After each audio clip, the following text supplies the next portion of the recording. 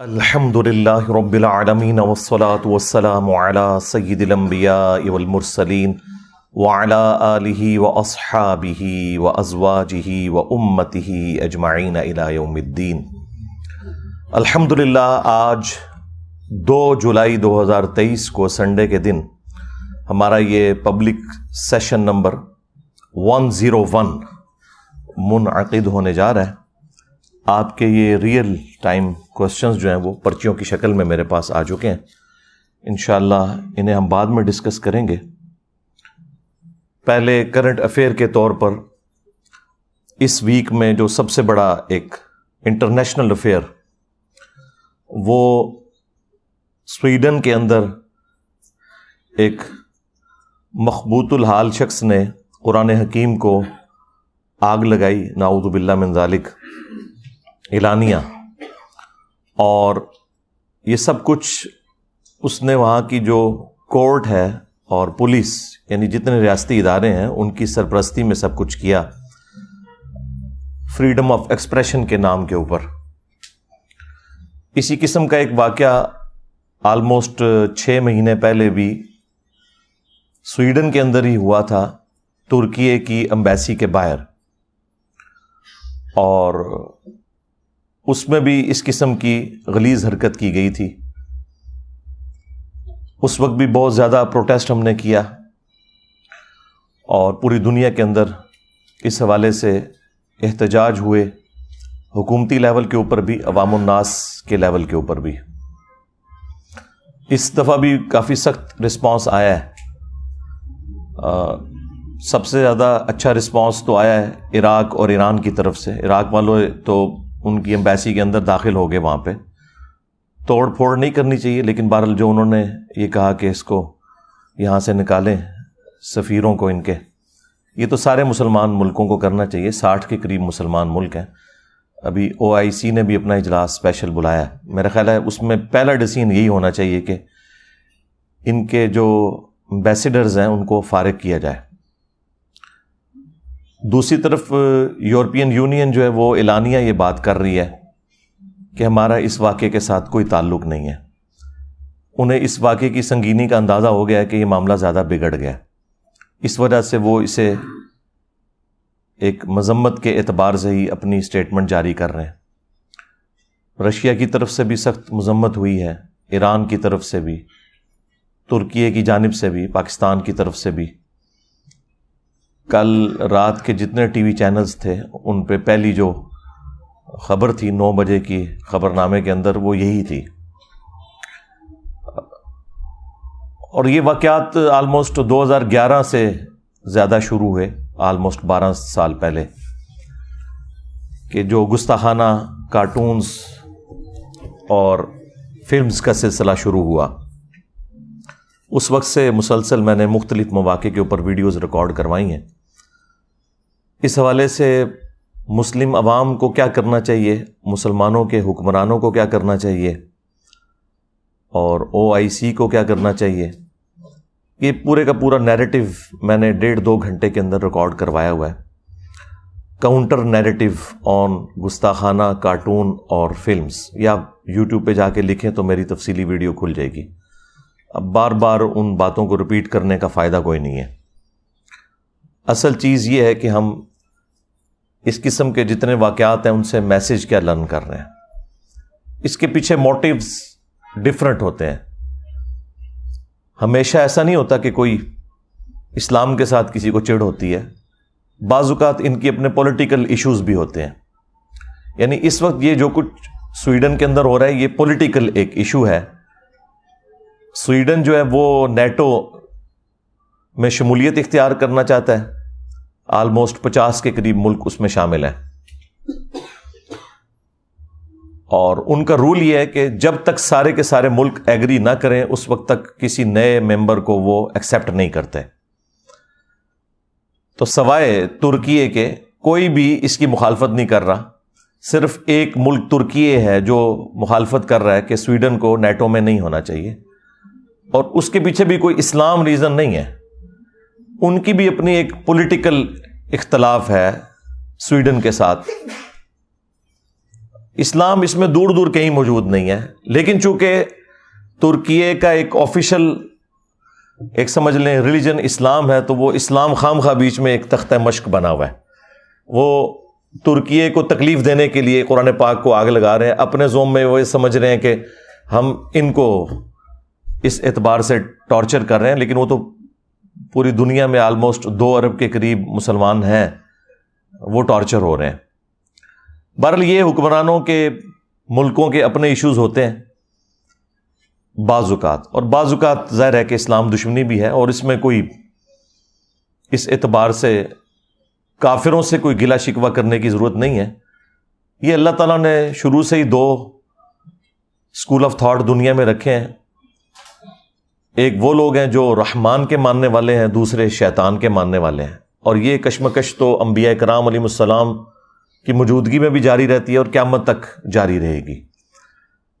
اس میں ہم نے یہ دیکھنا ہے کہ ہم اپنی رسپانسبلٹی کیا پوری کر رہے ہیں. یہ بار بار کہنا کہ کافر مسلمانوں کے خلاف سازش کر رہے ہیں، تو کافروں کو سازش ہی کرنی چاہیے. مسلمان اس چیز کا رونا تو نہیں روئیں گے کہ یہ ہمارے خلاف سازش کیوں کر رہے ہیں. وہ ان کا کام ہے، انہوں نے کرنا ہے.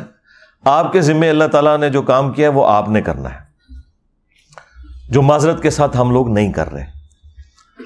اس وقت پوری دنیا کے اندر جتنے بھی مسلمان روڈز پہ احتجاج کے لیے نکلے ہوئے ہیں، خواہ وہ غلط طریقے سے احتجاج کر رہے ہیں یا صحیح طریقے سے،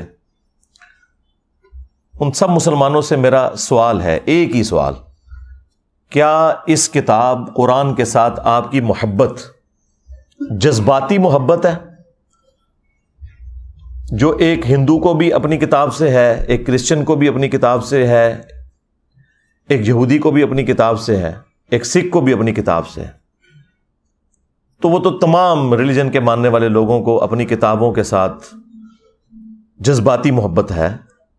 اس کے پیچھے کوئی علمی دلیل نہیں ہوتی سوائے اس کے کہ وہ ایسے خاندان میں پیدا ہوئے ہوتے ہیں کہ جن کا ریلیجن وہ ہوتا ہے. اگر تو یہ والی محبت ہے تو اس طرح کی محبت تو اللہ تعالیٰ کو نہیں چاہیے. اور اگر آپ کی واقعی اس کتاب کے ساتھ علمی محبت ہے، آپ نے پورے ہوش و حواس کے ساتھ اس کو ورڈ آف گاڈ مانتے ہوئے، اللہ کا کلام مانتے ہوئے ایکسیپٹ کیا ہے، اور محمد رسول اللہ صلی اللہ علیہ وآلہ وسلم کو خاتم النبیین مانا ہے، تو پھر آپ کی عقیدت اس دین کے ساتھ، اس کتاب کے ساتھ، وہ جذباتی نہیں بلکہ علمی ہونی چاہیے. جذباتی محبت تو پھر بھی ختم ہو جاتی ہے. علمی محبت جو آپ نے پورے وثوق کے ساتھ، دلائل کے ساتھ حاصل کی ہوتی ہے نا، وہ کبھی بھی ختم نہیں ہوتی. تو میرا تو اپنا پوائنٹ آف ویو یہ ہے کہ مسلمانوں کی اکثریت 99.99% لوگ قرآن حکیم کے ساتھ صرف جذباتی محبت رکھتے ہیں، علمی محبت نہیں رکھتے. اب آپ پوچھیں گے کہ اتنی بڑی سٹیٹمنٹ کے پیچھے دلیل کیا ہے؟ تو صرف ایک دلیل، اور وہ یہ ہے کہ کتنے مسلمان ہیں جنہوں نے قرآن کو اپنی نیٹو لینگویج میں ترجمے کے ساتھ پڑھا ہے، یہ جاننے کے لیے کہ میرا رب مجھ سے کیا چاہتا ہے. اگر تو یہ علمی محبت ہوتی تو یہ کام کر لیا جاتا. آپ کا کوئی دوست بھی فورن ملک سے اپنی لینگویج کے اندر خط لکھے تو آپ 50 بندے ڈھونڈیں گے جو آپ کو ترجمہ کر کے یہ بتائیں کہ وہ آپ سے کیا کہنا چاہ رہا ہے. کدھر ڈالر تو نہیں بھیج دیتے؟ ہاں، یہ بھی ہو سکتا ہے نا کہ ہو سکتا ہے ریمیٹنس میرے لیے بھجوائیں اور مجھے پتہ نہ چل رہا ہو. لیکن قرآن وہ مظلوم کتاب ہے کہ جو دنیا میں سب سے زیادہ پڑھی جاتی ہے، لیکن اس کا تاریک پہلو یہ ہے کہ دنیا میں سب سے زیادہ بغیر سمجھ کے پڑھی جانے والی کتاب اگر کوئی ہے نا تو وہ یہ کتاب ہے. سب سے زیادہ بغیر سمجھ کے. اس وقت بمشکل 15 سے 20% مسلمان ہیں جو بائی برتھ عربی ہیں. باقی تو 85% کے قریب مسلمان جو ہیں وہ اجمی ہیں، ادر دین عرب ہیں، اور ان کی نیٹو لینگویج عربی نہیں ہے. اور ان میں سے بھی کتنے لوگ ہیں جو سیکھتے ہیں. تو اگر علمی محبت ہے مسلمانوں کی تو یہ جو پروٹیسٹ ہو رہا ہے یہ اپنی جگہ. سب سے پہلے تو اپنے خلاف پروٹیسٹ کریں نا کہ ہم نے اس کتاب کے ساتھ کیا کیا ہے. ہماری عوام نے، ہمارے علماء نے. عوام نے اسے مردے بخشوانے کا ذریعہ مان لیا ہوا ہے، بس اس سے زیادہ کچھ نہیں ہے. یا زیادہ سے زیادہ کسی نے چھلانگ ماری تو ناظرہ، کسی نے تھوڑی لمبی چھلانگ ماری تو بچے کو حفظ کروا دیا، ایک طوطا بنا دیا جسے کچھ نہیں پتا، اور وہ اس امید میں ہے کہ یہ حافظ قرآن ہمیں ساتھ لے کے جائے گا. کتنے لے کے جائے گا یہ آگے جا کے پتہ چلے گا. بھائی یہ جو ابو داؤد کی حدیث المستدرک للحاکم میں جو حدیث موجود ہے، مشکات کے اندر بھی موجود ہے، حافظ قرآن کی فضیلت کے اعتبار سے وہ اس حافظ کے لیے جس نے قرآن کے حلال کو حلال اور حرام کو حرام جانا. جس حافظ قرآن کو یہ پتہ ہی نہیں قرآن میں کیا لکھا ہوا ہے، تو وہ یہی کرے گا نا کہ رمضان کے دنوں میں چھوٹی چھوٹی وہ خشخشی داڑھی رکھ لے گا اور تراویح پڑھائے گا مسجد کے اندر جا کے، اینڈ پہ معاوضہ وصول کرے گا اس کا، اور عید والے دن جا کے شیو کروا دے گا، اور پھر اگلے رمضان میں دیہاڑی لگانے کا انتظار کرے گا. زیادہ تر حافظ تو ایسے ہی ہیں. اور جو آپ کو باعمل حافظ قرآن نظر آ رہے ہیں، تو ہمارے علماء کا بھی باعمل ہونا یہ ہے کہ کوئی پگڑی یا داڑھی رکھ لے اور شلوار ٹخنوں سے اوپر کر لے یا ہاتھ میں تسبیح پکڑ لے. یہ تو ایک چھوٹا سا جز ہے عمل کا. باعمل حافظ قرآن یہ ہے کہ جو قرآن کی تعلیمات کو منوان اسی طریقے سے تسلیم کرتا ہے اور اس پر عمل کرتا ہے. تو عمل تو اسی صورت میں کرے گا نا جب اسے پتا ہوگا کہ قرآن کے اندر کیا لکھا ہوا ہے. جب مسلمان کو یہ پتہ ہی نہیں قرآن میں کیا لکھا ہے، اس نے عمل کہاں سے کرنا ہے؟ اب جن لوگوں کو سمجھ تھی، یعنی علماء کا طبقہ جن کا کام تھا کہ وہ عوام الناس کو دین سکھاتے، وہ الٹا اسلام کے دشمن بن گئے انجانے میں، یا ہو سکتا ہے بعض جان بوجھ کے بھی ایسے کرتے ہوں کہ انہوں نے پبلک میں یہ مشہور کر دیا کہ قرآن و حدیث ڈائریکٹ نہ پڑھنا، گمراہ ہو جاؤ گے. آپ مجھے ایمانداری کے ساتھ بتائیں کہ اگر یہ جملہ کوئی کافر بولے، جیوز میں سے، کرسچنز میں سے، ہندوؤں میں سے، کہ یار قرآن ڈائریکٹ نہ پڑھنا گمراہ ہو جاؤ گے، تو ہم اس کی شکل دیکھ کے یہ فیصلہ کریں گے اچھا یہ ہندو ہے نا اس لیے مجھے کہہ رہا ہے، تو ہم اس کے ساتھ لڑ پڑیں گے کہ تو قرآن کا دشمن ہے. لیکن یہ جو مسلمان نما کافر ہر جمعے کو ممبر پہ چڑھتا ہے اور دنیا میں ملینز آف یہ کفار کے ایجنٹ مولویوں کی شکل میں ممبروں پہ چڑھے ہوئے ہیں، اور آپ کو یہ کہتے ہیں قرآن و حدیث ڈائریکٹ نہیں پڑھنا آپ گمراہ ہو جاؤ گے، اس پہ تو آپ سبحان اللہ کہہ رہے ہوتے ہیں. اس پہ تو میں نے یہ آواز بلند کی ہے نا ان کے خلاف. باقی تو سارے گونگے شیطان ہی بنے رہے ہیں، یہ دبے الفاظ میں بات کرتے ہیں. جی علماء سے جا کے سیکھیں. علماء نے تو خود قرآن نہیں سیکھا وہاں. اور پھر مجھے نہیں سمجھ آتی کہ یہ پبلک کے اندر انہوں نے کیوں مشہور کر دیا ہے کہ جی قرآن ڈائریکٹ نہیں پڑھنا. بھئی قرآن کوئی بھی ڈائریکٹ نہیں پڑھتا، آج تک کسی نے قرآن ڈائریکٹ نہیں پڑھا. ایک مسلمان اردو لنگوسٹک والا جب احمد بریلوی صاحب کا ترجمہ پڑھتا ہے تو وہ قرآن ڈائریکٹ کہاں سے پڑھ رہا ہے؟ وہ تو احمد بریلوی صاحب سے قرآن پڑھ رہا ہے. اگر کوئی ڈائریکٹ اشرف علی تھانوی صاحب کا ترجمہ پڑھتا ہے تو وہ قرآن ڈائریکٹ کہاں سے پڑھ رہا ہے؟ وہ تو اشرف تھانوی صاحب سے قرآن پڑھ رہا ہے. اب کیا دنیا میں کوئی بریلوی یہ جرت کرے گا کہ میں اعلیٰ حضرت احمد بریلوی سے بہتر قرآن کا ترجمہ کر سکتا ہوں؟ کوئی زندہ یا مردہ عالم دین جو بریلوی مکتب سے تعلق رکھتا ہو یہ کلیم کر سکتا ہے کہ میں قرآن کو احمد بریلوی سے بہتر ٹرانسلیٹ کر سکتا ہوں؟ نیور. یا کوئی دیوبندی زندہ یا مردہ یہ کلیم کرے کہ میں اشرف تھانوی صاحب سے بہتر ترجمہ کر سکتا ہوں؟ یا کوئی اہل حدیث کہے کہ میں جونا گڑھی سے بہتر ترجمہ کر سکتا ہوں؟ یا کوئی اہل تشیع میں سے کہ جی میں سید فرمان علی شاہ سے بہتر ترجمہ کر سکتا ہوں؟ تو جب ہم لوگوں کو یہ ریفر کرتے ہیں کہ آپ اپنے اپنے مکاتب فکر کے علماء کے ترجمے پڑھیں تو ہم انہی علماء سے آپ کو پڑھا رہے ہوتے ہیں. یہ جو انہوں نے ڈھکوسلا مچایا نا کہ ڈائریکٹ نہیں پڑھنا گمراہ ہو جائیں گے، انہیں کہ ہم ڈائریکٹ پڑھ ہی نہیں رہے، ہم تو پڑھ رہے ہیں آپ کے بڑوں سے. صحابہ کرام علیہم رضوان میں 1% بھی لوگ نہیں تھے جو لکھنا پڑھنا جانتے تھے. صرف یہ تھا کہ قرآن عربی میں تھا، ان کی اپنی زبان عربی میں تھی. نبی علیہ السلام جب قرآن پڑھتے تھے ان پہ اثر ہو جاتا تھا. آج اگر قرآن آپ کی نیٹو لینگویج کے اندر ہے، آپ بے شک لکھنا پڑھنا بھی نہ جانتے ہوں، آپ کو پتہ چل جائے گا قرآن میں لکھا کیا ہوا ہے. مجھے بتائیں یہ 11 ستمبر 2001 ٹوئنس ٹاور کا جو اٹیک ہوا امریکہ میں، اس کے بعد جو ہزاروں لوگ مسلمان ہوئے ہیں پچھلی 2 دہائیوں کے اندر، کیا انہوں نے علماء سے جا کے قرآن پڑھا؟ اور ان کی اوقات تو یہ ہے کہ دوسری اذان کے وقت لوگ مسجد میں آ رہے ہوتے ہیں. انہوں نے انگریزی میں قرآن کا ترجمہ پڑھا, اسلام قبول کر لیا. اور پھر ان میں سے کئی لوگ ہیں جنہوں نے باقاعدہ پھر اسلام کے دفاع میں کتابیں لکھی, اور یہاں بڑے بڑے علماء بڑے فخر سے بتاتے ہیں کہ دیکھیں جی یہ فلاں انگریز ہے, اس نے نبی صلی اللہ علیہ وآلہ وسلم کے حق میں یہ کتاب لکھی ہے. اب انہی علماء سے پوچھیں کہ بھئی اس کے پاس تو ڈگری نہیں ہے, تم اس کی تعریف کیوں کر رہے ہو؟ وہ کہتے ہیں ڈگری چھوڑیں, بات بڑی اچھی کی ہے, کیونکہ اس کے نام کے ساتھ انجینئر تو نہیں نہ آتا. ہاں بس چپ کیتے رہو, انجینئر آئے گا پھر دیکھ لیں گے.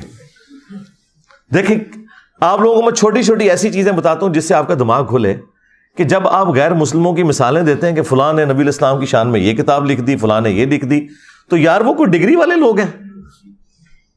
نہیں, انہوں نے قرآن بھی اپنی نیٹو لینگویج میں اسٹڈی کیا ہوتا ہے, لیکن چونکہ وہ پوری نیک نیتی کے ساتھ یہ کرتے ہیں, اللہ تعالیٰ انہیں اسلام تک بھی پہنچا دیتا ہے. کئی ایسے لوگ بھی ہوتے ہیں اور ان کی ورکنگ آپ کو نظر آتی ہے اور آپ کوٹ کرتے ہیں, ان کے ساتھ کی ورکنگ آپ کے لوگ نہیں کر سکتے. اور یہی حال یہاں پر بھی ہے. جن لوگوں کو اللہ تعالیٰ نے قرآن کی خدمت کے لیے اٹھایا, آپ دیکھ لیں سارے کے سارے نان مولوی ہیں, چاہے مولانا مودودی رحمہ اللہ ہوں, ڈاکٹر اسرار صاحب رحمہ اللہ ہوں, احمد دیدار صاحب رحمہ اللہ ہوں, یہ سب کے سب لوگ اس مدرسہ سسٹم کی آؤٹ پٹ نہیں ہے, خدمت اللہ تعالیٰ نے ان سے لی ہے. تو یہ جو علماء ممبروں پہ چڑھ کے آپ کو یہ کہہ رہے ہیں کہ قرآن و حدیث ڈائریکٹ نہ پڑھنا گمراہ ہو جاؤ گے, ان سے بڑا اسلام کا دشمن کون ہو سکتا ہے؟ ہم کس حوصلے کے ساتھ ان کی یہ باتیں سن لیتے ہیں. ویسے تو لاجیکلی یہ غلط بول رہے ہوتے ہیں, لیکن ان کے یہ الفاظ کیا قابل گرفت نہیں ہے کہ تم اسلام کی پیٹھ میں چھرا گھونپ رہے ہو؟ اصل میں یہود و نصارہ کے کفار کے ایجنٹ یہ لوگ ہیں جو آپ کے ممبروں پہ بیٹھے ہوئے ہیں کہ جی قرآن و حدیث ڈائریکٹ نہیں پڑھنا. اور یہ کہہ رہے کیوں ہیں؟ ان کو پتا ہے کہ ان کے فرقے کا کوئی عقیدہ قرآن و سنت کے مطابق نہیں ہے. انہیں فوراً فکر لگ جاتی ہے کہ اگر کسی نے قرآن ترجمے سے پڑھا تو پھر مرے ہوئے بزرگوں کو, بابوں کو پکارنا چھوڑ دے گا, ایک اللہ کا پکارنے والا وہ بن جائے گا. ایاک نعبد و ایاک نستعین. انہیں یہ فکر لگ جاتی ہے کہ اگر اس نے صحیح بخاری اور صحیح مسلم پڑھ لی تو اسے تو پتہ چلے گا کہ نماز کا طریقہ تو ایک ہی لکھا ہوا ہے تمام کتابوں کے اندر, سنی ہو یا شیعہ. اور سنیوں کی بھی ٹاپ آف لسٹ جو کتابیں بخاری اور مسلم, اس میں تو نماز کا طریقہ رکوع میں جاتے وقت اور رکوع سے اٹھتے وقت طرف الیدین کے ساتھ لکھا ہے. تو میں پھر اس کو کیسے سنبھالوں گا؟ یہ تو آگے مجھ سے پوچھے گا کہ بخاری مسلم تمہارے مدارس میں اگر پڑھائی جا رہی ہے تو تم لوگ نماز سنت کے مطابق کیوں نہیں پڑھ رہے؟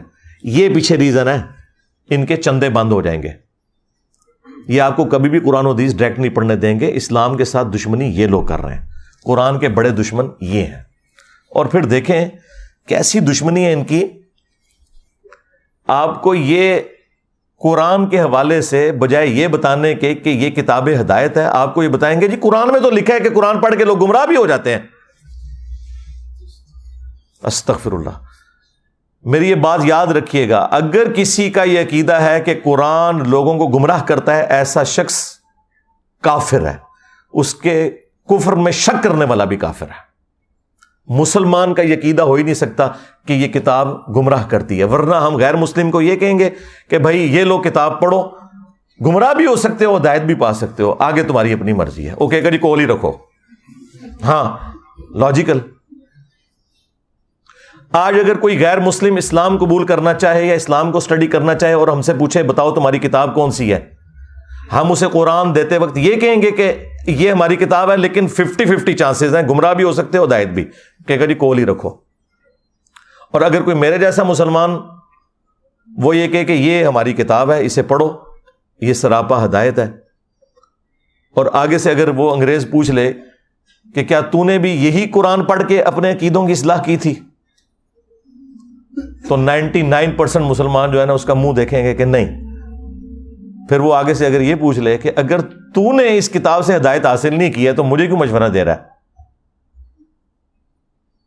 تو ہمارے سر شرم سے جھک جائیں گے. قرآن میں کہیں نہیں لکھا یہ قرآن گمراہ کرتا ہے. وہ ایک جملہ، جس طرح میرے کلپ یہ چھوٹے چھوٹے کاٹتے ہیں نا، یہ اللہ کا کلپ کاٹا ہوا ہے ان مولویوں نے. یہ مولوی اتنے ظالم ہیں کہ یہ اللہ کے بھی کلپ کاٹتے ہیں. یضل بہ کثیرا ویہدی بہ کثیرا، یہ اللہ کا کلپ انہوں نے قرآن سے کاٹا ہے. قرآن میں یہ نہیں لکھا ہوا تھا کہ یہ کتاب گمراہ کرتی ہے. قرآن میں تو یہ لکھا تھا کہ اللہ تعالیٰ اس بات سے حیا محسوس نہیں کرتا کہ وہ بات سمجھانے کے لیے مچھر کی مثال دے یا اس سے بھی کسی حقیر چیز کی. اس کا مقصد بات سمجھانا ہے. لیکن جو واقعی بات ماننے والے ہوتے ہیں، اللہ تعالیٰ فرماتا ہے کہ وہ یہ جانتے ہیں کہ یہ قرآن اللہ تعالیٰ کی طرف سے حق ہے. اور جو بات ماننے والے نہیں ہوتے وہ اس میں کیڑے نکالتے ہیں اور وہ کہتے ہیں کہ اللہ نے قرآن میں یہ مثال کیوں بیان کی، سورۃ الحج میں مکھی کی بیان کر دی، سورہ العنکبوت میں مکڑی کی بیان کر دی. تو اللہ تعالیٰ تو اتنی بڑی ہستی ہے تو یہ چھوٹی چھوٹی مثالیں کیوں بیان کرتا ہے؟ تو اس کے جواب میں اللہ تعالیٰ نے فرمایا کہ جو اہل ایمان ہے وہ تو جانتے ہیں کہ یہ حق ہے تیرے رب کی طرف سے، کیونکہ اس کا مقصد بات سمجھانا ہے. اچھا استاد وہ ہوتا ہے جو اسٹوڈنٹ کے لیول پہ اتر کے بات کو سمجھاتا ہے، اپنے علم کا روب نہیں ڈالتا موٹے موٹے الفاظ بول کے. لیکن یہ لوگ جو ہیں ان کے لیے پھر اللہ تعالیٰ کہتا ہے تمہارے لیے جواب یہ ہے کہ یضل بہ کثیرا ویہدی بہ کثیرا. اللہ تعالیٰ اس کتاب کے ذریعے گمراہ کر دیتا ہے بہت سے لوگوں کو. کن لوگوں کو؟ کہ جو نہیں مانتے کہ یہ اللہ کا کلام ہے اور جو اللہ کی مثالوں کے ساتھ ایگری نہیں کرتے. اور ہدایت دے دیتا ہے بہت سے لوگوں کو. وما یضل بہ الا الفاسقین، اور اس سے گمراہ نہیں ہوتے مگر جو فاسق ہیں، 2 نمبر لوگ جو اترے میں ہیں. اس کو مثال سے سمجھیں کہ ایک ہی بارش ہے، وہ اگر گندگی کے ڈھیر پر برسے گی تو وہاں سے تعفن نکلے گا، اور اگر مٹی پہ برسے گی وہاں سے پھول اور پودے نکلیں گے. تو اللہ تعالیٰ فرما رہا ہے کہ جو یہ قرآن کو تانا دیتے ہیں نا کہ قرآن میں چھوٹی چھوٹی مثالیں کیوں آئی ہیں، تو اللہ تعالیٰ فرمایا کہ جو اہل ایمان ہے وہ تو جانتے ہیں کہ اللہ بات سمجھانا چاہ رہا ہے، اور تم چونکہ بات نہیں سمجھنا چاہ رہے تو یہ اسی لیے نازل ہوئی ہے تاکہ تم اس میں کیڑے نکالو اور گمراہ ہو جاؤ.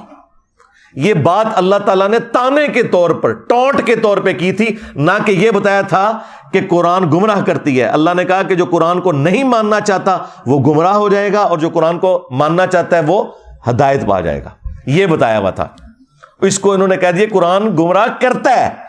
نعوذ باللہ.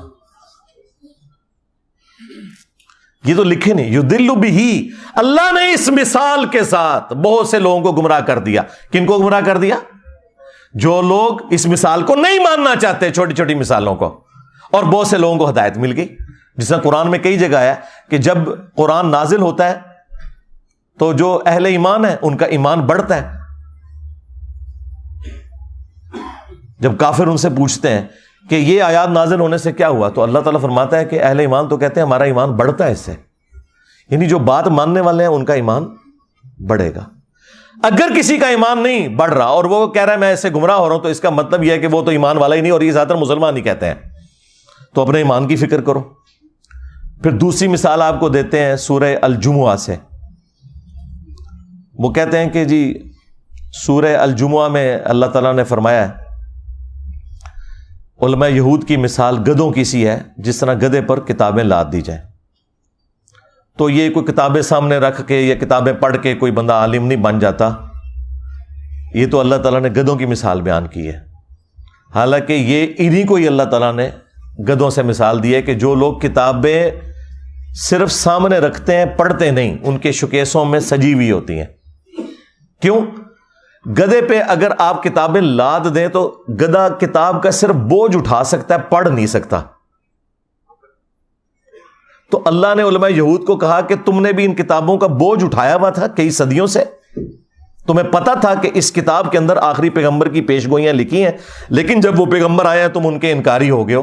تو تمہاری مثال ان گدھوں کی سی ہے کہ جن پہ کتابیں لدی ہیں، تم نے وہ کتاب پڑھ کر اس پیغمبر کو نہیں پہچانا. کتاب پڑھنے والوں کو تانا نہیں دیا اللہ نے، نہ پڑھنے والوں کو گدھے کا ہے، یعنی آپ کے بھی علماء کو جنہوں نے شوکیسوں میں سجائی ہوئی اور کہتے ہیں قرآن حدیث ڈائریکٹ نہ پڑھنا گمراہ ہو جاؤ گے۔ یہ مثال تو ان علماء کی بیان ہوئی بھی ہے کہ انہوں نے گدھے کی طرح بوجھ کتابوں کا اٹھایا۔ آج تک کسی نے بخاری مسلم سے نماز کا طریقہ نہیں اپنی پبلک کو بتایا، تو گدھو تم نے یہ بوجھ ہی اٹھایا ہوا ہے بخاری مسلم کا، اس پہ پڑھ کے عمل نہیں کیا، جس طرح علماء یہود نے نبی صلی اللہ علیہ وآلہ وسلم کی پروفیسیز دیکھ کر ان پر عمل نہیں کیا تھا، الٹا رسول اللہ کے مخالف بن گئے تھے۔ آج تم بھی اسلام کی پیٹھ میں چھرا گھونپ رہے ہو، یہ مطلب ہے اس کا۔ جی گدھوں کی مثال آئی ہے، اور گدھو تمہاری مثال آئی ہوئی ہے، اور یہ گدھے کی مثال بخاری مسلم میں نبی الاسلام نے اپنے امت کے واعظین ان مولویوں کے بارے میں بھی فرمایا کہ میں نے کولو کا، جس طرح گدھا ہوتا ہے نا، جس طرح بیل ہوتا ہے نا، اس طرح گدھا بھی ہوتا تھا اگلے زمانوں میں، اس طرح میں نے جہنم میں ایسے لوگوں کو جو لوگوں کو نیکی کا حکم کا کہتے تھے، خود کو نہیں عمل کرتے تھے، یعنی کہ مولوی طبقہ علامہ پاڑھنے والا، تو ان کو میں نے انتڑیوں کے گرد، اپنی انتڑیوں کے گرد جہنم میں چکر لگاتے ہوئے دیکھا ہے، گدھے کی مانند۔ تو نبی الاسلام نے انہیں گدھے کی مثال بیان کیا ہے، قرآن نے بھی کیا ہے، نبی الاسلام نے بھی کیا ہے۔ قرآن نے تو علماء سوء کو کتا کہا ہے۔ سورۃ الاعراف کی آیت نمبر 175 اور 176 میں بلعام بن باعورہ جو ایک یہودی عالم تھا، تفصیل اس کی المستدرک للحاکم میں موجود ہے، اللہ نے علم دیا تھا لیکن پستی میں گر گیا، دنیا کا کتا بن گیا۔ اچھا وہ چندوں کے چکر میں پڑ گیا، اللہ نے کہا کہ ہم نے اسے علم دیا تھا لیکن وہ دنیا کا طلبگار ہو گیا۔ اب اس کی مثال کتے کی سی ہے، جس طرح کتا ہر وقت زبان باہر نکالے ہوتا ہے، چاہے اس کے پیٹ میں کچھ ہو یا نہ ہو، اس پہ بوجھ ڈالیں نہ ڈالیں، اس کی رالیں ٹپکتی رہتی ہیں نا، اس طرح اس کی رالیں ٹپکتی ہیں۔ یہ چندہ بک لے کے پھرتا رہتا ہے آج کے دور میں۔ قرآن پہ، سنت پہ، انبیاء کرام علیہ السلام کی تعلیمات پر عمل کرنے والوں کو اللہ تعالیٰ نے کبھی بھی قرآن میں برا نہیں کہا، ہمیشہ ان کو کہا کہ جو نام لے کر اس پہ عمل نہیں کر رہے، یعنی علماء سوء۔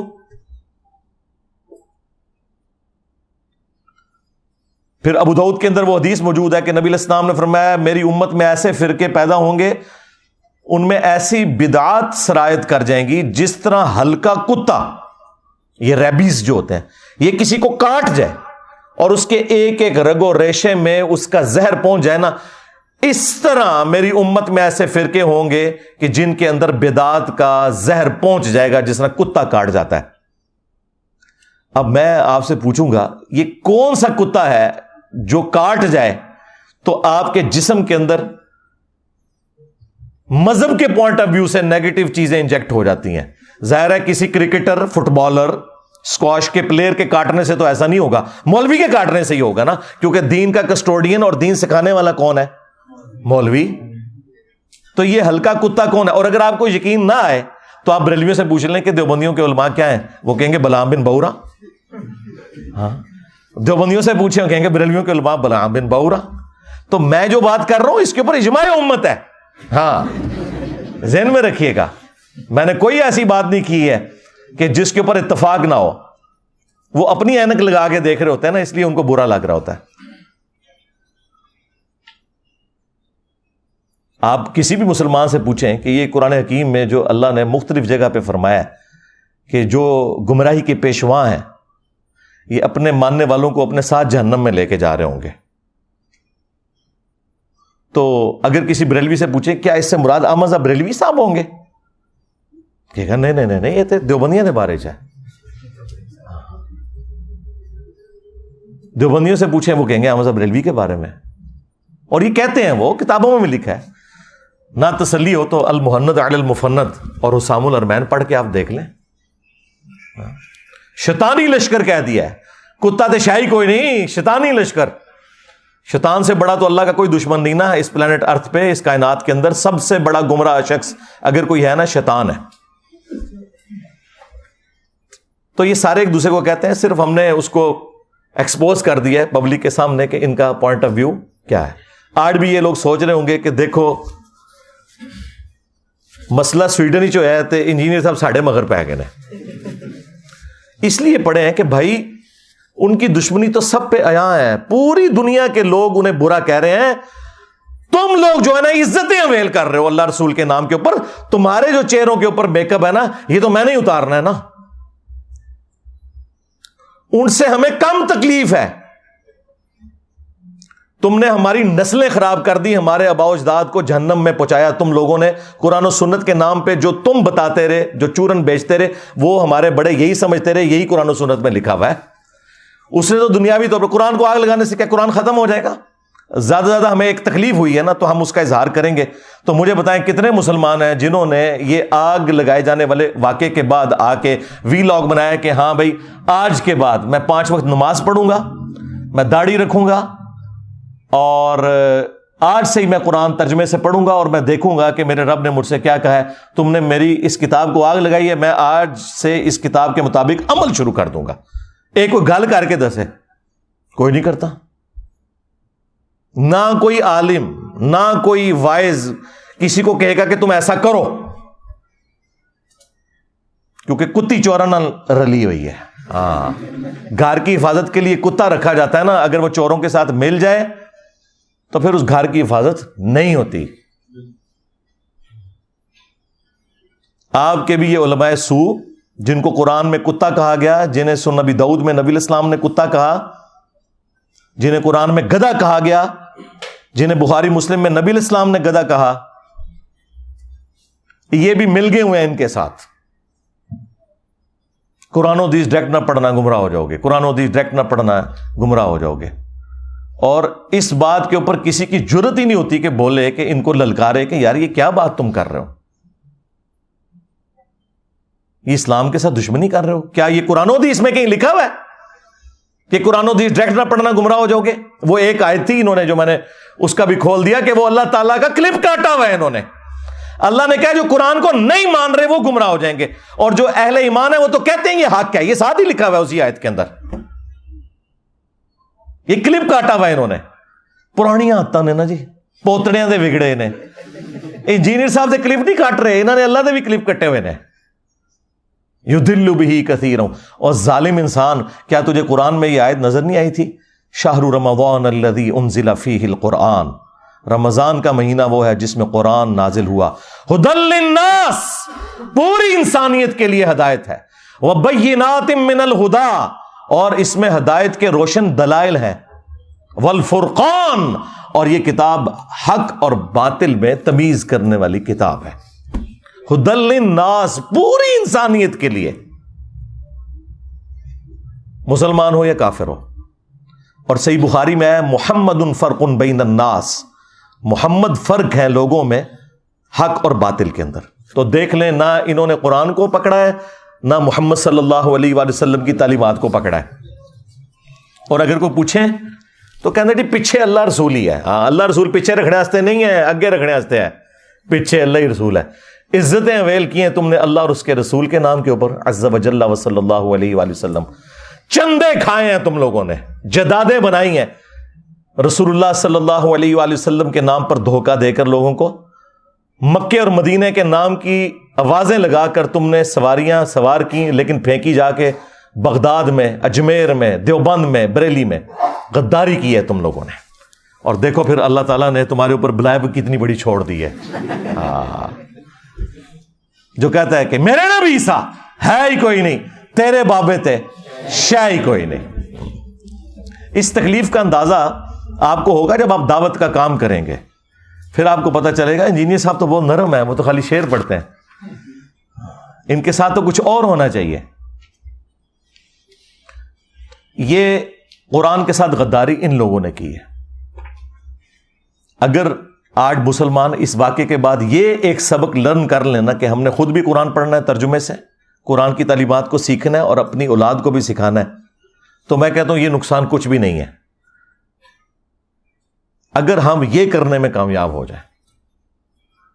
قرآن حکیم میں اللہ تعالیٰ نے تو آپ کے پروفٹ صلی اللہ علیہ وآلہ وسلم کا جو انسٹرومنٹ آف دعویٰ ہے نا, وہ قرآن بتایا. وَأُوحِيَ إِلَيَّ هَذَا الْقُرْآنُ لِأُنذِرَكُمْ بِهِ وَمَنْ بَلَغَ.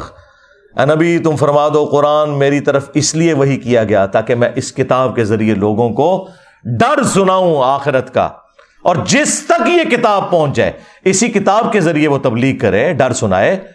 یعنی جو دعوت و تبلیغ کے لیے سلیبس ہے وہ قرآن ہے، فضائل اعمال یا فضائل سنت نہیں ہے، قرآن ہے۔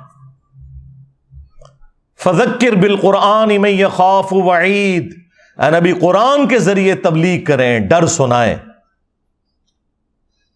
ہر اس شخص کو جو اللہ کی دھمکی سے ڈرنے والا ہے۔ اور نبی الاسلام کے دنیا سے تشریف لے جانے کے بعد قیامت تک کے لیے اللہ تعالیٰ نے ختم نبوت صلی اللہ علیہ وآلہ وسلم کی برکت سے اس کتاب کو محفوظ بھی کر دیا ہے۔ انا نحن نزلنا الذکر وانا لہ لحافظون، بے شک اس الذکر قرآن کو، یاد دہانی کو، جو اللہ کی یاد دلانے والی کتاب ہے، کتاب نصیحت ہے، ہم نے نازل کیا، ہم ہی اس کی حفاظت کرنے والے ہیں۔ اگلی کتابیں ٹیمپر ہوتی تھی، نیا پیغمبر آ جاتا تھا، اب چونکہ پیغمبر کوئی نہیں آنا تو اللہ تعالیٰ نے اس کتاب کو قیامت تک کے لیے محفوظ کر دیا۔ پھر اللہ تبارک و تعالیٰ نے امت کے لیے فرما دیا وَلَقَدْ يَسَّرْنَا الْقُرْآنَ لِلذِّكْرِ فَهَلْ مِن مُدَّكِرٍ، ہم نے قرآن کو نصیحت حاصل کرنے کے لیے آسان کر دیا، تو ہے کوئی نصیحت حاصل کرنے والا؟ اچھا یہ تو قرآن میں 4 جگہ لکھا ہوا ہے ایک ہی سورت کے اندر، یہ کہاں لکھا ہے کہ قرآن نصیحت حاصل کرنے کے لیے مشکل ہے؟ تو ہے کوئی اس سے بھاگنے والا؟ اور یہ تو آپ کو مولوی کہہ رہے ہیں قرآن و حدیث ڈائریکٹ نہ پڑھنا گمراہ ہو جاؤ گے۔ ان ظالموں سے پوچھو کہ ہمارا عقیدہ تو قرآن میں ایک سورت میں 4 دفعہ اللہ تعالیٰ نے بیان کیا ہے، وَلَقَدْ يَسَّرْنَا الْقُرْآنَ لِلذِّكْرِ فَهَلْ مِن مُدَّكِرٍ، ہم نے قرآن کو نصیحت حاصل کرنے کے لیے آسان کر دیا، ہے کوئی نصیحت حاصل کرنے والا؟ تم بتاؤ یہ قرآن میں کہاں لکھا ہے کہ قرآن ڈائریکٹ نہ پڑھنا گمراہ ہو جاؤ گے؟ وہ میں نے بتایا انہوں نے اللہ کا کلپ کاٹا تھا، اس کو بھی میں نے آج ایکسپلین کر دیا۔ تو تمہارا تو کوئی عقیدہ، کوئی دعویٰ قرآن میں لکھا ہی نہیں، اس کے الٹ باتیں لکھی ہوئی ہیں۔ اتنا ظلم کیا تم نے اس کتاب کے ساتھ، تو تمہارا حشر وہی ہونا ہے جو قرآن میں لکھا ہے۔ وقال الرسول یا رب ان قوم اتخذوا هذا القرآن مہجورا، رسول اللہ قیامت کے دن شکایت کریں گے کہ اے اللہ میری امت نے قرآن کو پیٹھ کے پیچھے ڈال دیا تھا، ہمیں صرف شفاعت والا ورژن بتایا گیا جو حق ہے، لیکن جو شکایت لگنی ہے کہ قرآن کو پیٹھ کے پیچھے ڈال دیا تھا وہ نہیں ہمیں بتایا گیا، اور پریکٹیکلی ہمیں نظر آ رہا ہے کہ قرآن کو پیٹھ کے پیچھے ڈال دیا گیا۔ اور نبی صلی اللہ علیہ وآلہ وسلم کو اس چیز کا غم ہے کہ مجھے قیامت کے دن اپنی امت کے خلاف گواہی دینی پڑ جائے گی کیونکہ انہوں نے قرآن چھوڑ دیا۔ صحیح بخاری اور صحیح مسلم دونوں میں یہ حدیث موجود ہے۔ عبداللہ ابن مسعود رضی اللہ تعالیٰ عنہ کہتے ہیں کہ ایک دن نبی صلی اللہ علیہ وآلہ وسلم منبر پر بیٹھے ہوئے تھے تو آپ نے مجھے آواز دی کہ عبداللہ ہمارے قریب آؤ اور ہمیں قرآن سناؤ۔ تو کہتے ہیں میں نے کہا یا رسول اللہ قرآن تو آپ پہ نازل ہوا ہے، میں آپ کو قرآن سناؤں؟ تو آپ نے فرمایا کہ مجھے لوگوں سے سن کر لطف محسوس ہوتا ہے۔ تو عبداللہ ابن مسعود رضی اللہ تعالیٰ عنہ کہتے ہیں کہ میں نے نبی صلی اللہ علیہ وآلہ وسلم کے حکم پر سورۃ النساء کی تلاوت کرنا شروع کی، اور میں جب آیت نمبر 41 پہ پہنچا، آپ اندازہ کریں نبی صلی اللہ علیہ وآلہ وسلم نے آلموسٹ یہ 6 رکوع ہیں جو تلاوت سنی ہے، تو 41 نمبر آیت پہ جب میں پہنچا فَكَيْفَ إِذَا جِئْنَا مِن كُلِّ أُمَّةٍ بِشَهِيدٍ، تو وہ کیا وقت ہوگا کہ جب ہم ہر امت میں سے ایک گواہ کو یعنی وقت کے پیغمبر کو اٹھائیں گے، کس لیے؟ تاکہ وہ اہل ایمان کے حق میں گواہی دے اور جو ان کے مخالفین تھے ان کے خلاف گواہی دے۔ وَجِئْنَا بِكَ عَلَىٰ هَٰؤُلَاءِ شَهِيدًا، اور اے نبی ہم تمہیں گواہ اٹھائیں گے ان کے اوپر، ان مشرکین عرب کے اوپر جنہوں نے آپ کی مخالفت کی، ان کے خلاف گواہی دینے کے لیے آپ کو جب اٹھائیں گے۔ یہ آیت سورہ النساء کی آیت نمبر 41 جب پڑھی حضرت عبداللہ ابن مسعود رضی اللہ تعالیٰ عنہ نے، تو بخاری مسلم کے الفاظ ہیں کہ نبی علیہ السلام نے کہا کہ عبداللہ بس کرو، عبداللہ بس کرو۔ وہ کہتے ہیں میں نے جب نگاہ اٹھا کے دیکھا تو نبی علیہ السلام کی مبارک آنکھوں سے آنسو روا تھے، آپ کی داڑھی تر ہو چکی تھی اس غم سے کہ مجھے اپنی امت کے خلاف، اپنی قوم کے خلاف قیامت کے دن گواہی دینی ہے قرآن چھوڑنے کے سبب۔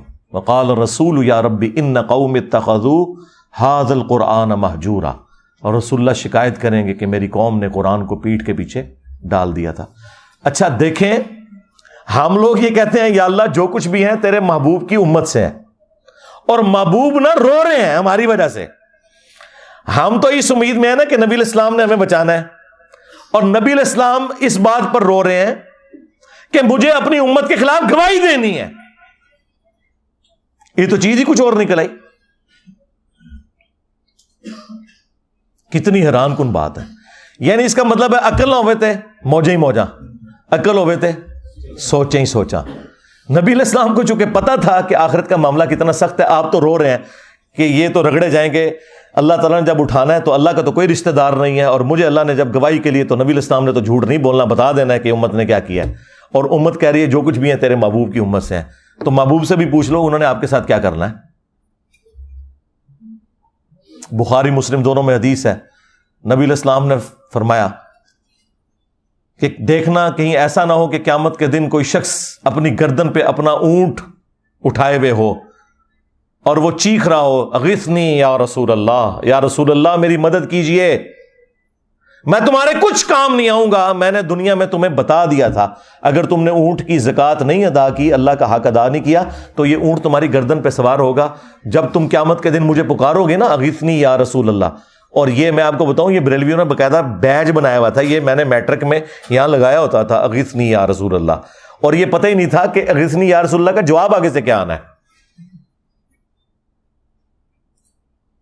پھر آپ نے ایک ایک چیز کا ذکر کیا کہ کسی کے گردن کے اوپر گائے سوار ہو، کسی کی گردن کے اوپر بکری سوار ہو، اور اس نے اس کا حق نہیں دیا. اور یہ تو بات ہو رہی ہے صرف زکوٰۃ کی، نماز تو چھڈ ہی دو سرکار، جنہیں نماز نہیں پڑھی ہوئی وہ تو ویسے ہی فارغ ہے. اور ہم نبی صلی اللہ علیہ وآلہ وسلم کے اوپر امید لگا کے بیٹھے ہوئے ہیں. آپ نے تو شکایت کرنی ہے. بخاری اور مسلم دونوں میں حدیث موجود ہے، بخاری میں موقوفاً ہے، صحیح مسلم میں تفصیل کے ساتھ ہے کہ نبی علیہ السلام جب بھی خطبہ دیتے آپ کی آنکھیں سرخ ہو جاتی، آواز بلند ہو جاتی، غصے میں اضافہ ہو جاتا جیسے کوئی جرنیل اپنی فوج کو تیار کر رہا ہے. اور آپ ہر تقریر سے پہلے کہتے اما بعد فإن خیر الحدیث کتاب اللہ، آگاہ ہو جاؤ حمد و صلات کے بعد کہ سب سے بہترین کلام اللہ کی کتاب ہے. وخیر الہدی ہدی محمد صلی اللہ علیہ وآلہ وسلم، اور سب سے ہدایت یافتہ راستہ محمد صلی اللہ علیہ وآلہ وسلم کا ہے. وشر الامور محدثاتها، اور بدترین کام وہ ہیں جو خود سے دین میں داخل کر دیے جائیں. اور اس طرح کے تمام کام بدعتیں ہیں، تمام بدعتیں گمراہیاں ہیں، اور تمام گمراہیاں جہنم میں لے جانے والی ہیں. تو نبی علیہ السلام کی تقریر کا آغاز ہی یہ ہوتا تھا کہ سب سے بہترین کلام اللہ کی کتاب ہے، اس کے ساتھ اپنے آپ کو آپ نے جوڑنا ہے. بخاری اور مسلم دونوں میں حدیث ہے کہ اللہ تعالیٰ نے ہر نبی کو کوئی نہ کوئی معجزہ دیا تھا جس کی وجہ سے لوگ اس پر ایمان لاتے تھے. مجھے اللہ تعالیٰ نے وحی کا معجزہ دیا ہے، یعنی قرآن. میں اللہ سے امید کرتا ہوں کہ قیامت کے دن سب سے زیادہ متبعین میری امت سے ہوں گے. کس وجہ سے؟ کہ میرا معجزہ سب سے بڑا ہے، یعنی قرآن کا معجزہ. اور وہ حدیث ہے بخاری مسلم دونوں کے اندر کہ جنتیوں کا نصف، آدھے جنتی جو ہیں وہ امت محمدیہ صلی اللہ علیہ وآلہ وسلم سے ہوں گے اس قرآن کے معجزے کی وجہ سے. پھر صحیح مسلم کے اندر حدیث ہے، نبی صلی اللہ علیہ وآلہ وسلم نے فرمایا کہ بے شک اللہ تعالیٰ اس کتاب کی وجہ سے بعض لوگوں کو عروج دے گا اور بعض لوگوں کو زوال پذیر کرے گا. وہی ڈاکٹر اقبال نے جو اسے ٹرانسلیٹ کیا جواب شکوہ میں، وہ زمانے میں معزز تھے مسلمان ہو کر اور تم خوار ہوئے تارک قرآن ہو کر. یعنی صحابہ کرام کو جو اللہ تعالیٰ نے دنیا کا امام بنایا تو قرآن کی پیروی کی وجہ سے، اور تمہاری خواری کا سبب قرآن کو چھوڑنا ہے.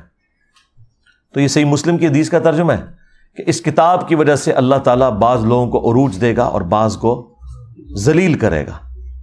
یعنی جو اسے چھوڑ دیں گے وہ ذلیل ہوں گے. صحیح مسلم میں یہ حدیث موجود ہے، القرآن حجت لک او علیک، قرآن قیامت کے دن یا تو تیرے حق میں حجت ہوگا یا تیرے خلاف حجت ہو جائے گا. اب مجھے بتائیں کس کے حق میں قرآن حجت ہوگا؟ جو قرآن کو پڑھ کے اس پہ عمل کرے گا. اور کس کے خلاف قرآن حجت ہوگا؟ جو قرآن کے خلاف چلے گا. وہ قرآن کیسے حجت بن جائے گا؟ بھئی قرآن میں جب لکھا ہوا ہے کہ سود حرام ہے اور ایک بندہ پوری زندگی سود کھاتا رہا تو قرآن ہی اس کے خلاف گواہی دے دے گا کہ میں نے تو اسے حرام قرار دیا تھا اور اس نے حلال بنا لیا. تو قرآن یا تو تمہارے حق میں حجت ہوگا یا تمہارے خلاف. یہ بالکل واضح حدیث موجود ہے. اور پھر جو صحیح مسلم کی اوپر تلے 4 احادیث 6225 سے لے کر 6228 تک غدیر خم کی حدیث، وہ تو میں کہتا ہوں اس پلانٹ ارتھ پہ اس سے زیادہ تعریفی کلمات کسی بھی حدیث کے اندر موجود نہیں ہے قرآن کے حق میں جو غدیر خم کی حدیث ہے. اور وہ نبی الاسلام نے اپنی وفات سے آلموسٹ 1.5 مہینے پہلے وہ خطبہ دیا ہے. حجت الوداع سے آپ واپس آ رہے تھے، خم نامی گاؤں میں پانی کے لیے پڑاؤ کیا. وہاں پہ نبی صلی اللہ علیہ وآلہ وسلم کے لیے اونٹ کے پالان کا ممبر لگایا گیا. آپ اس پر چڑھے اور آپ کی گفتگو ہی کنکلوڈنگ ہے، اے لوگو آگاہ ہو جاؤ، میں بھی ایک انسان ہوں، قریب ہے کہ اللہ کا قاصد یعنی موت کا فرشتہ میرے پاس آئے اور میں اس کی دعوت قبول کر لوں. میں اپنے بعد تم میں 2 بھاری چیزیں چھوڑ کے جا رہا ہوں. ان میں سے پہلی چیز اللہ کی کتاب ہے، اس میں ہدایت ہے، اس میں نور ہے. تم اللہ کی کتاب کو پکڑو. اللہ کی کتاب اللہ کی رسی ہے، جو اسے پکڑے گا وہ ہدایت پر ہوگا، جو چھوڑ دے گا گمراہ ہو جائے گا. یہ آپ ذرا جملے 7-8 گنے نا، اتنے تعریفی کلمات کسی بھی صحیح حدیث کے اندر قرآن کے لیے نہیں آئے. اور پھر زید ابن ارقم کہتے ہیں کہ نبی علیہ السلام ہمیں ترغیب دلاتے رہے، اللہ کی کتاب، اللہ کی کتاب، اللہ کی کتاب کو میرے بعد پکڑ لینا. اور فرمایا دوسری بھاری چیز میرے اہل البیت ہیں، میں اپنے اہل البیت کے معاملے میں تمہیں اللہ کا خوف دلاتا ہوں، میرے بعد ان کے ساتھ حسن سلوک کرنا. یہ آپ نے 3 دفعہ جملے کو ریپیٹ کیا، میں اپنے اہل البیت کے معاملے میں تمہیں اللہ کا خوف دلاتا ہوں، میں اپنے اہل البیت کے معاملے میں تمہیں اللہ کا خوف دلاتا ہوں. امت بالکل الٹ چلی ہے، نہ قرآن کو پکڑا ہے ہدایت کے لیے اور نہ اہل بیت کو زندہ چھوڑا ہے. حالانکہ قرآن کو پکڑنا تھا اور اہل بیت کے ساتھ حسن سلوک کرنا تھا. اور اس میں واضح الفاظ آئے قرآن اللہ کی رسی ہے. وہ جو قرآن میں ہے نا وَاعْتَصِمُوا بِحَبْلِ اللَّهِ جَمِيعًا وَلَا تَفَرَّقُوا، تم سب کے سب مل کر اللہ کی رسی کو مضبوطی سے پکڑ لو اور فرقوں میں مت بٹو. ہر کوئی اپنی تشریح کرتا تھا رسی کی. قرآن کی اس آیت کی تشریح نبی علیہ السلام نے خود کی ہے کہ یہ قرآن کے بارے میں ہے کہ یہ اللہ کی رسی ہے، کامن بانڈ مسلمانوں میں.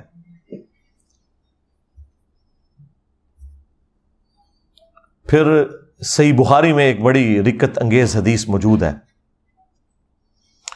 نبی صلی اللہ علیہ وآلہ وسلم کی وفات کے بعد جب سیدنا ابوبکر صدیق رضی اللہ تعالیٰ عنہ کو خلیفہ بنایا گیا تو ان کی خلافت کے دوسرے دن جب وہ خطبہ دینے کے لیے مسجد نبوی میں آئے تو ان سے پہلے سیدنا عمر ممبر پر چڑھے اور انہوں نے مختصر سا ایک خطبہ دیا. وہ صحیح بخاری کے اندر موجود ہے. ظاہر ہے کہ مسلمان غمگین تھے، تکلیف کی حالت میں تھے، ان کی دلجوئی کرنی تھی. تو انہوں نے کہا کہ دیکھو اللہ تعالیٰ نے اپنے نبی کے لیے وہ پسند کیا جو اللہ کے پاس ہے اور وہ نبی کے حق میں بہتر بھی ہے، یعنی آخرت، اللہ کا قرب، جنت. اور تمہیں اللہ تعالیٰ نے نبی صلی اللہ علیہ وآلہ وسلم کے بعد یہ کتاب دی ہے. یہ وہ کتاب ہے جس کے ذریعے اللہ نے اپنے نبی کو ہدایت دی، یعنی ہدایت سے مراد ہدایت کاملہ. ڈیٹم لیول کی ہدایت تو پیغمبر پیدائش سے لے کے وفات تک اللہ تعالیٰ کی حفاظت میں ہوتے ہیں، لیکن اعلیٰ درجے کی ہدایت جو قرآن میں ہے نا وَوَجَدَكَ ضَالًّا فَهَدَىٰ، اے نبی ہم نے آپ کو اپنی محبت میں خود رفتہ پایا تو ہدایت کے اعلیٰ ترین درجے پر پہنچا دیا. پھر سیدنا عمر نے کہا کہ تمہارے نبی کو اس کے ذریعے ہدایت ملی اور ان کے جانے کے بعد اب تم اس کتاب کو مضبوطی سے پکڑ لو تو تم ہدایت پر رہو گے کہ جس کے ذریعے اللہ نے تمہارے نبی کو ہدایت دی تھی. پھر جملہ انہوں نے اپنا ریپیٹ کیا. یہ بخاری کی جو حدیث ہے میں نے آج تک نہ کسی کتاب میں پڑھی نہ کسی عالم کے واعظ میں سنی، اور میں بارہا اس حدیث کو بیان کر چکا ہوں، اس لیے تاکہ آپ کو صحابہ کرام کا عقیدہ پتہ چلے کہ وہ بھی نبی الاسلام کے بعد وصی رسول قرآن کو مانتے تھے. جو بخاری مسلم دونوں میں حدیث ہے کہ عبداللہ ابن ابی اوفا سے کسی نے پوچھا کیا نبی صلی اللہ علیہ وآلہ وسلم نے اپنے بعد کسی کے لیے وصیت کی تھی، کسی کو وصی بنایا تھا؟ تو انہوں نے کہا کہ ہمیں تو نبی علیہ السلام نے قرآن کے مطابق چلتے رہنے کی وصیت کی تھی، یہی وصی ہے. اور یہ جو حضرت عمر کا خطبہ ہے یہ کلاس کا خطبہ ہے کہ نبی علیہ السلام تو اللہ کی جنتوں میں پہنچ کے اپنے بعد وہ تمہارے لیے وہ کتاب چھوڑ کے گئے ہیں کہ جس کے ذریعے اللہ تعالیٰ نے تمہارے نبی کو بھی ہدایت دی تھی اور تمہیں بھی اسی کتاب کو پکڑ کر ہدایت ملنی ہے. میرا خیال ہے شاید اس لیے یہ بیان نہیں کرتے تھے کہ اس میں گستاخی ہو جاتی ہے، کیونکہ ہر جگہ کوئی نہ کوئی گستاخی نکل آتی ہے نا. اس میں تو واقعی گستاخی ہو جانی ہے کہ یہ تو لکھا ہوا ہے کہ نبی کو ہدایت ملی ہے، تو مانتے ہی نہیں ہے کہ نبی کو کسی نے ہدایت بھی دی ہے. یہ تو آلموسٹ منی گاڈ ہی سمجھتے ہیں نا پروفٹ کے بارے میں عقیدہ رکھا ہوا ہے. تو وہ پھر ان کو ایک دم مصیبت پڑ جانی تھی کہ یہ ہم کیا بات کریں گے کہ نبی کو ہدایت دی اللہ تعالیٰ نے قرآن کے ذریعے. ہم تو کہتے ہیں قرآن ڈائریکٹ پڑھو گے تو گمراہ ہو جاؤ گے، یہ تو مردے بخشوانے کے لیے. تو اس کی تشریح ہم نے کر دی ہے کہ اس ہدایت سے مراد اعلیٰ درجے کی ہدایت ہے جو قرآن میں ہے. وَوَجَدَكَ ضَالًّا فَهَدَىٰ، اے نبی ہم نے آپ کو اپنی محبت میں خود رفتہ پایا تو ہدایت کے اعلیٰ ترین درجے پر پہنچا دیا. یہاں پہ ضال کا ترجمہ گمراہی نہیں ہے. ضال کے دو معنی ہوتے ہیں، ایک گمراہی اور ایک معنی ہوتا ہے کسی کی محبت میں ڈوب جانا. جس طرح یوسف علیہ السلام کے بھائیوں نے کہا تھا اپنے باپ کے لیے، حالانکہ وہ پیغمبر کے بیٹے تھے، پیغمبر کے صحابہ تھے، کافر نہیں تھے، ان ابانا لفی ضلال مبین، بے شک ہمارے ابا جان تو یوسف کی محبت میں ڈوب چکے ہیں. وہاں یہ ترجمہ نہیں ہوگا کہ ہمارے ابا جان گمراہ ہو چکے ہیں. یہ اگر بات کہتے تو کافر ہو جاتے. وہ انہوں نے اپنے باپ کو کہا کہ وہ یوسف کی محبت میں ڈوب چکے ہیں. قرآن میں واضح ہے ما ضل صاحبکم وما غوا، تمہارے نبی نہ کبھی گمراہ ہوئے ہیں اور نہ کبھی غلط راستے پر چلیں. یہی تو ہم کہہ رہے ہیں کہ اپنا امام اس کو بناؤ کہ جو نہ کبھی گمراہ ہوا نہ کبھی بے راہ چلا. یہ گارنٹی صرف اس شخص کے لیے جس کی قبر مدینے میں ہے صلی اللہ علیہ وآلہ وسلم، جو ہمارے بابا جان ہیں. النبی اولا بالمؤمنین من انفسہم وازواجہ امہاتہم، نبی صلی اللہ علیہ وآلہ وسلم مومنین کی جانوں پر ان سے بڑھ کر حق رکھتے ہیں اور نبی کی بیویاں امت کی مائیں ہیں. تو اپنا تعلق رسول اللہ صلی اللہ علیہ وآلہ وسلم کے ساتھ مضبوط کرنا ہے اس کتاب کے ذریعے جو نبی علیہ السلام نے اپنے بعد امت کے لیے چھوڑی ہے. میرا خیال ہے یہ جو سویڈن والا واقعہ ہے اس سے پوری دنیا کے مسلمانوں کو ایک عبرت تو سب کو پکڑنی چاہیے کہ وہ نیت کریں کہ ہم آج ہی قرآن ترجمے سے شروع کریں گے، اور بھلے جس کا مرضی ترجمہ شروع کر لیں، کوئی فرق نہیں پڑتا. اور انشاءاللہ تعالی ہم نہ صرف قرآن کو ترجمے سے پڑھیں گے بلکہ اپنی زندگی میں روٹین بنائیں گے قرآن کو کم از کم ایک رکوع روزانہ پڑھنے کی، اور انشاءاللہ پھر اس کے مطابق عمل بھی کریں گے. اور یوں ہم اپنا پروٹیسٹ ریکارڈ کروائیں گے اسلام کے دشمنوں کے خلاف کہ تم نے قرآن کو آگ لگائی تھی تو دیکھو ہم قرآن کو پڑھیں گے اور اس کے مطابق عمل کریں گے. یہ ہمارا پریکٹیکل جواب ہوگا. باقی جو گورنمنٹ لیول کے اوپر جواب دینے ہیں وہ تو آپ کا کام بھی نہیں ہے نا، وہ تو OIC کا کام ہے، فارن منسٹری کا کام ہے، وہ اپنی جگہ کریں گے. آپ کے کرنے کا کام یہ ہے کہ آپ نے اب جو یہود و نصارہ کے اندر اسلام دشمن ہے اور جو مسلمانوں کے ممبروں پر جمعے والے دن یہود و نصارہ کے ایجنٹ چڑھے ہوئے اور یہ کہہ رہے ہیں قرآن و حدیث ڈائریکٹ نہیں پڑھنا گمراہ ہو جاؤ گے، ان دونوں کے ساتھ آپ کی جنگ ہے. آپ کو دونوں محاذوں کے اوپر لڑنا ہے یہ انشاءاللہ تعالی، اور قرآن کے مطابق اپنی زندگی گزارنی ہے انشاءاللہ تعالی، تاکہ قیامت والے دن بجائے رسول اللہ صلی اللہ علیہ وآلہ وسلم کی شکایت ہو ہمارے خلاف، نبی صلی اللہ علیہ وآلہ وسلم ہمارے حق میں گواہی دیں اور قرآن ہمارے حق میں گواہی دے کہ انہوں نے قرآن کے مطابق عمل کیا تھا. کتنی رکت انگیز حدیث ہے وہ بخاری مسلم کی حدیث شفاعت، جس میں نبی علیہ السلام شفاعت کریں گے اور آپ اللہ تعالیٰ سے اجازت طلب کریں گے، اللہ تعالیٰ آپ کے لیے تعداد مقرر کرے گا. بخاری مسلم میں آتا ہے کہ جب میں آخری دفعہ جہنم کی طرف جاؤں گا اپنے امتیوں کو جہنم سے نکالنے کے لیے اللہ تعالیٰ کے اذن سے، تو داروغ جہنم سیدنا مالک علیہ السلام کہیں گے کہ یا رسول اللہ اب آپ کا کوئی امتی بھی جہنم میں نہیں ہے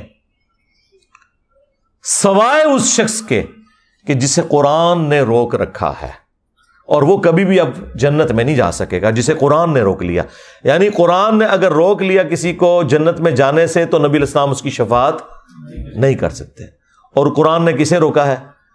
اِنَّهُ مَن يُشْرِكْ بِاللَّهِ فَقَدْ حَرَّمَ اللَّهُ عَلَيْهِ الْجَنَّةَ وَمَأْوَاهُ النَّارُ وَمَا لِلظَّالِمِينَ مِنْ أَنصَارٍ، بے شک جس نے اللہ کے ساتھ شرک کیا اللہ نے اس پہ جنت حرام کر دی ہے، اس کا ٹھکانہ جہنم ہے اور وہاں اس کا کوئی مددگار نہیں ہوگا، حتیٰ کہ سید الاولین والآخرین، شفیع المذنبین، رحمت للعالمین، خاتم النبیین، سیدنا و مولانا امام اعظم محمد رسول اللہ صلی اللہ علیہ وآلہ وسلم بھی اس کے کچھ کام نہیں آئیں گے۔ بخاری مسلم دونوں میں حدیث ہے، اللہ تعالیٰ نے ہر نبی کو ایک مقبول دعا دی تھی جو اس نے دنیا ہی میں کر لی، اسی دعا کی وجہ سے قوم نوح بھی برباد ہوئی، حضرت نوح علیہ السلام نے دنیا میں وہ دعا کر لی۔ میں نے اپنی دعا سنبھال کے رکھی ہے قیامت کے دن کے لیے، اور میری اس دعا سے میرے ہر امتی کو نفع پہنچے گا سوائے اس شخص کے کہ جس نے دنیا میں کسی قسم کا شرک کیا ہوا۔ شرک is the most sensitive issue in the sight of Allah. ایک تو آپ کو بڑا شرک نظر آتا ہے نا، ایاک نعبد و ایاک نستعین کے حوالے سے، کہ کوئی شخص عبادت میں، سجدے میں، نظر نیاز میں، قربانی میں، دعا میں اللہ کے سوا کسی اور ہستی کو شریک کر دے۔ وہ اللہ کا پروٹوکول ہے کہ اللہ ہی سے مانگنا ہے۔ اور ایک وہ شرک جو آپ کی نظروں سے اوجھل ہے لیکن اللہ تعالیٰ نے اسے شرک ہی بیان کیا ہے، وَأَقِيمُوا الصَّلَاةَ وَلَا تَكُونُوا مِنَ الْمُشْرِكِينَ، دیکھنا نماز کو قائم کرنا اور مشرک نہ ہو جانا۔ یعنی مسلمان تو ایسا ہو ہی نہیں سکتا جو نماز چھوڑ دے۔ اس کی طرف کس کی توجہ ہے؟ کیا یہ قرآن کی گستاخی نہیں ہو رہی ہے کہ قرآن تو کہہ رہا ہے کہ نماز نہ پڑھنے والا مشرک ہے، اور بے نمازی جو ہے قرآن جلنے کے اوپر سیکھ پا ہوا ہے؟ تو نے تو پریکٹیکلی قرآن کو جلا دیا ہوا ہے، نمازیں چھوڑ کر، قرآن کی تعلیمات چھوڑ کر۔ پھر صحیح مسلم کی حدیث کہ بندے کے کفر اور ایمان، شرک اور اسلام کے درمیان فرق نماز ہے۔ پھر صحیح مسلم میں حدیث عبداللہ ابن مسعود کہتے ہیں کہ نبی علیہ السلام کے مبارک زمانے میں اگر کوئی شخص بیمار بھی ہوتا تھا نا اور دو بندوں کے سہارے وہ مسجد میں آ سکتا تھا تو وہ مسجد میں آ کے نماز پڑھتا تھا، کہیں اسے منافق شمار نہ کر لیا جائے۔ اور صحابہ کرام کو کیا پتا تھا کہ پاکستان میں کروڑوں لوگ شناختی کارڈ میں مسلمان ہیں، نماز ایک بھی نہ پڑھ کر۔ یہ تو بڑا آسان اسلام ہے، لیکن اس اسلام نے آپ کو کوئی فائدہ نہیں دینا۔ جامعہ ترمذی میں حدیث ہے، نبی صلی اللہ علیہ وآلہ وسلم نے فرمایا کہ ہمارا اور منافقین کا عہد نماز کی بنیاد کے اوپر قائم ہے، جس نے نماز چھوڑ دی اس نے کفر کیا۔ اور جامعہ ترمذی میں حدیث ہے، عبداللہ بن شقیق تابعی کہتے ہیں کہ صحابہ کرام علیہم رضوان تارک الصلاۃ کے سوا کسی کی تکفیر نہیں کرتے تھے، یعنی وہ نماز چھوڑنے والے کو کافر سمجھتے تھے۔ اگر کوئی گناہ تھا جس کی بنیاد پہ صحابہ کرام لوگوں کو کافر سمجھتے تھے، وہ نماز چھوڑنے کا گناہ ہے۔ اب مجھے بتائیں صحابہ کرام کے نزدیک کیا پاکستانی قوم مسلمان ہے؟ تو اسی کہندے اسی اسلامی نظام اتنے نافذ کرنا ہے کدے ہوتے ہیں؟ پہلے مسلمان تھے کر لو انہوں نے، پھر اقامت دین بھی ہو جائے گی، اسلامی نظام بھی ہو جائے گا۔ پھر سنن ابی داؤد میں حدیث ہے، نبی علیہ السلام نے فرمایا کہ قیامت کے دن سب سے پہلے سوال ہوگا نماز کے بارے میں۔ قیامت کے دن اگر اس کا سوال یہ والا آسان ہو گیا تو اگلے معاملات اس کے لیے آسان ہو جائیں گے، اور اس میں پھنس گیا تو پھر مارا گیا۔ اور ابو داؤد میں حدیث ہے، جب بچہ 7 سال کا ہو جائے اسے نماز کا حکم دو، اور 10 سال کا ہو نماز نہ پڑھے تو مارو اسے۔ اور بچوں کے 10 سال کی عمر میں بسترے بھی الگ کر دو۔ پھر جو مسند احمد کے اندر حدیث ہے کہ نبی علیہ السلام نے فرمایا کہ نمازی کے لیے نماز قیامت کے دن روشن دلیل ہوگی، نور ہوگی، نجات کا ذریعہ ہوگی، اور جس نے نماز چھوڑ دی اس کے لیے نہ تو کوئی دلیل ہے قیامت کے دن اللہ کے حضور بچنے کی، نہ کوئی نجات والا معاملہ ہے، الٹا اس کا حشر قارون، فرعون اور حامان کے ساتھ ہوگا۔ یعنی ہوگا مسلمان لیکن کھڑا کس کے ساتھ ہوگا؟ فرعون کے ساتھ، وہ جو دنیا میں کہتا تھا کچھ بھی ہیں تیرے محبوب کی امت سے ہیں وہ. ہاں. اور ابن ماجہ میں حدیث ہے، صحابی کہتے ہیں نبی الاسلام نے مجھے وصیت کی تھی کہ نماز نہ چھوڑنا، اگر تو نے نماز چھوڑ دی تو اللہ کا ذمہ پھر اٹھ گیا تجھ سے، پھر اللہ تعالیٰ نے کوئی گارنٹی نہیں تیری لی ہوئی. تو نماز اور قرآن یہ آج کے 2 تحفے ہیں میری طرف سے اس دکھی امت کے لیے جسے سویڈن میں قرآن کے جلنے کا غم ہے، لیکن وہ خود قرآن کو آگ لگائے ہوئے ہے، انٹلیکچوئل آگ. اور جن علماء کا وہ پیروکار ہے، جن بزرگوں کا وہ پیروکار ہے، وہ بھی قرآن کے دشمن. تو مرنے سے پہلے اے مسلمان کر لے اس پہ غور. کتابوں کا خدا اور ہے، بابوں کا خدا اور. اگرچہ بابے بھی اسی خدا کو مانتے تھے، وہ تو جیوز اور کرسچنز بھی اسی خدا کو مانتے ہیں، لیکن ان کوالٹیز کے ساتھ نہیں جو قرآن و سنت میں آئی ہیں، بلکہ ان کی اپنی تعلیمات ہیں. اور یقین کر جب یہ تو غور کر لے گا تو تیرے اندر سے آواز نکلے گی کیا کہ نہ میں بابی، نہ میں بابی، میں ہوں مسلم علمی کتابی. اور اگر یہ نعرہ ہر جگہ سے بلند ہو کہ نہ میں بابی، نہ میں بابی، میں ہوں مسلم علمی کتابی، تو آپ دنیا میں یہ چینج دیکھیں گے کہ انشاءاللہ تعالی فرقوں کی دکانیں بند. The damage has been done. صلو علی محمد وآل محمد. اللہم صلی علی محمد وعلی آل محمد واصحاب محمد وازواج محمد وامت محمد اجمعین الی یوم الدین. آمین.